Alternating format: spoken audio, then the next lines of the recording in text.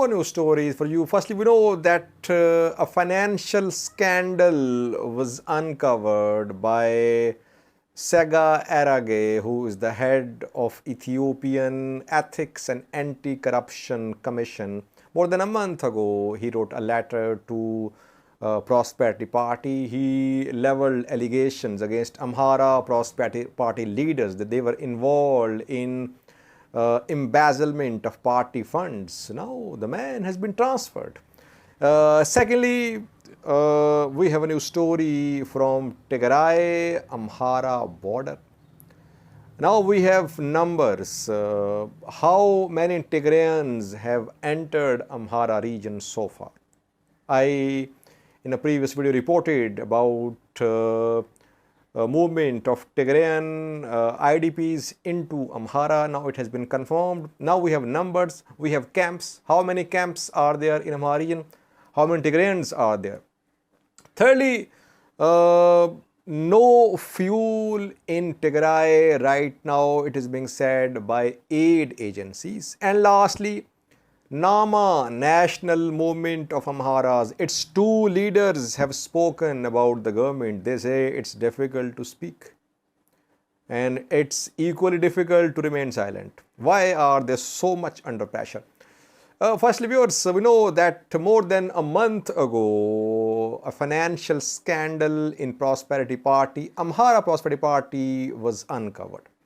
The man who was behind uncovering this scandal was Tsega Arage. He is the head of Ethiopian Ethics and Anti-Corruption Commission. He wrote a letter to Prosperity Party and to Election Board of Ethiopia as well, I think. And he said that Amhara Prosperity Party officials were involved in embezzlement, in withdrawing large sums of money, and then the money was distributed among themselves. And though he did not mention any names, but it was being said that some top Amhara leaders were involved in the scandal, like again Tsega Arage, and like other some Amhara people leaders. Then we saw a rift in the party. We saw two camps. One camp led by Gado under Gacho, and the other camp led by Damake Mekon. And Tsega Arage was reportedly supporting Gado under Gacho camp. It seems that Gado under Gacho's camp is on the back foot. It is being pushed in the background because we know that under Gacho was member of PP's Central Committee, but 2 days ago in party elections, he could not retain his seat at Central Committee and he is no more a member of PP's Central Committee. Now the second person is being targeted. He is Tsega Arage. He has been transferred from Ethics and Anti-Corruption Commission. He has been appointed as Deputy Commissioner of Civil Service Commission of Ethiopia. So we can say that this transfer is linked to the Amhara PP party financial scandal. Gado under Gacho camp is under pressure. Damake Mekonnen camp is being supported by Ethiopian federal government. Another transfer is of the head of EBC, Ethiopian Broadcast Corporation. Its chief has been transferred as well. His name is Nigose Metiko. He has been appointed DG of Ethiopian Management Institution. So two transfers, but Tsega Arage's transfer is very important. It seems that his transfer is linked to the scandal which he uncovered. The scandal has not been totally investigated so far. Before that, he is being transferred. Second, viewers, I reported in a previous video about flow of Tigrayans from Tigray into Amhara. Now we have some numbers. How many Tigrayans have entered Amhara region? Where are they being kept? Around 46,000 Tigrayans have crossed into Amhara from Tigray in the past few days. Firstly, Most of them are in Kobo. There are 3 camps in Kobo, and Tigrayans are at these 3 camps in Kobo. We have been hearing that there are agents in these IDPs of Tigray, that we have heard calls from Fano that government should be careful about these Tigrayans. They could support invading Tigray forces in coming days. But what we have learned, viewers, is that humanitarian situation in Tigray is extremely catastrophic. People have no food.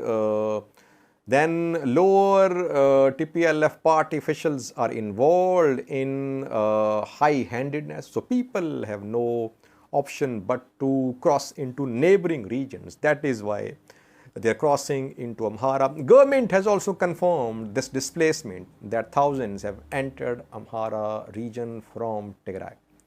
Thirdly, viewers, Nama, National Movement of Amharas, a party based in Amhara region, opposition party, but it's part of the government as well. It has released a statement. Its 2 leaders have spoken after the ongoing crackdown on Fano.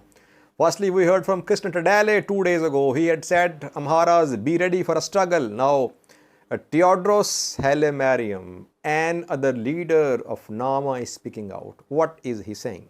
He says, it's difficult to speak these days, but it's impossible to keep quiet. And he is calling upon the people of Amhara region to be united. Why is he saying it's difficult to speak these days? It means that Nama is under pressure. Those political parties, those politicians who are speaking against the crackdown on Fano, they are being targeted too. That is why he's saying that it is difficult to speak these days. This statement is coming from a person who is from a party which is part of the government. Because there are serious rifts in Amhara region's political elite, rifts in Prosperity Party, rifts between Nama and PP, and rifts in regional government of the Amhara region as well. We are hearing some call for secession as well, though not very widely supported calls, but we have heard some calls that Amhara region should work towards secession.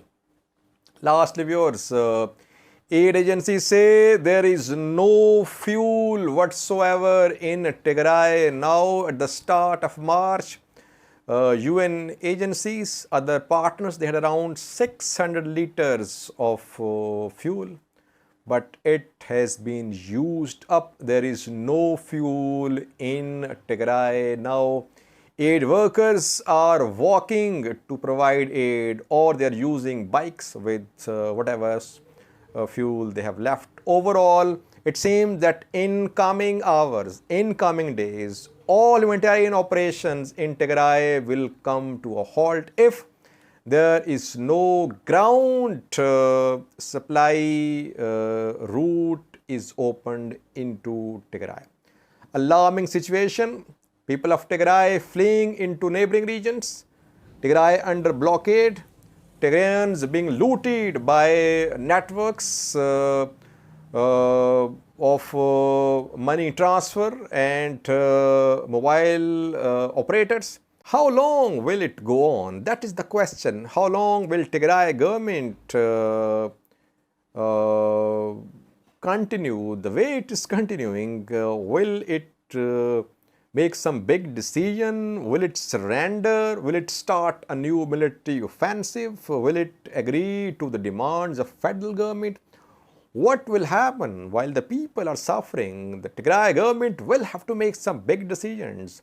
People of Tigray are fleeing the region and they don't have any food.